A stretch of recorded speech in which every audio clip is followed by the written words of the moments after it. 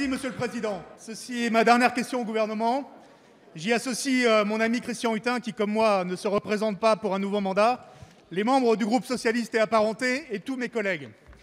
Quand je suis arrivé de Saint-Étienne dans cet hémicycle à l'âge de 35 ans, accueilli avec bienveillance par le très expérimenté et regretté Henri Emmanuelli, jamais je n'aurais imaginé poser 15 ans après ma dernière question au gouvernement avec un masque chirurgical sur le visage. Au cours de ces 3 mandats consécutifs, j'ai été successivement dans l'opposition, dans la majorité, puis à nouveau dans l'opposition. J'ai même été dans l'opposition de la majorité. Mais j'ai toujours été un farouche défenseur des droits du Parlement. Je pars de l'Assemblée nationale sans aucune frustration, avec le sentiment du devoir accompli. J'ai aimé passionnément ce mandat de député, qui est pour moi le plus complet. Nous sommes des élus de la nation et nous représentons aussi un territoire, nos circonscriptions.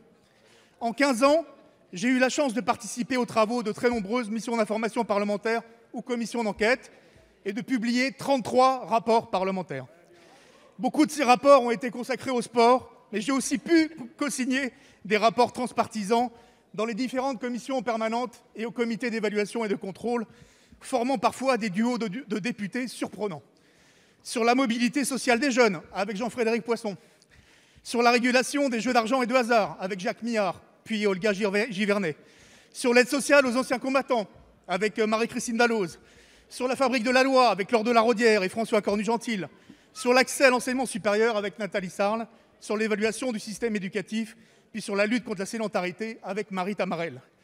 Contrairement aux idées reçues, ces rapports majorité-opposition n'ont pas servi à caler les armoires, avec 2/3 des préconisations ayant connu une suite favorable. Selon notre Constitution, le Parlement vote la loi. Il vote trop de lois, 500 par mandature. Le Parlement contrôle l'action du gouvernement et évalue les politiques publiques. Il contrôle et évalue trop peu, seulement 10 à 20% du travail parlementaire. Alors, monsieur le ministre des Relations avec le Parlement, que comptez-vous faire pour revaloriser les fonctions de contrôle ?